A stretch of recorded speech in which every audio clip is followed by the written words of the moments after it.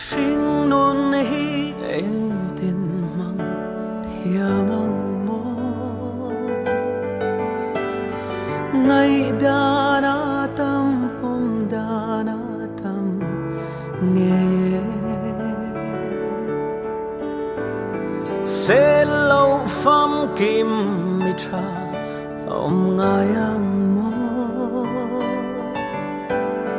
te ting thấy lâu ting big si lâu sel kai vekan ni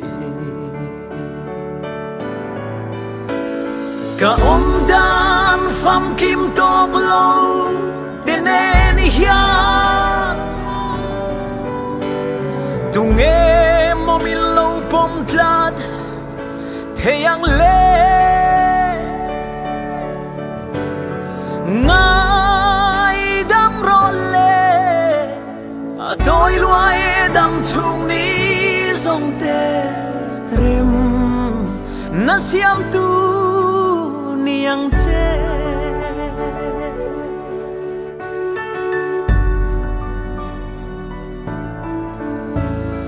en te Hringnun mang suan tu te so thăng van sirva dal tu nei lo yang ani poi sak nei lo hun chu a toi luae a par moi la in rual zong zinga sak me lo wang lo ve a om dan a van nei na dong tu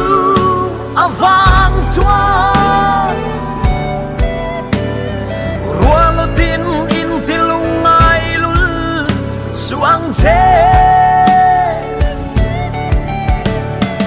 lo bediang in a thu kinan la om don sia kung dik chu zo zelang che Hringnun tan tran nem ngày na sang chu hia la that che su la ril ru nei ya be sham tu te lo tin na lom pui a rui ve yang in om su a om dan a van nei na dong tu a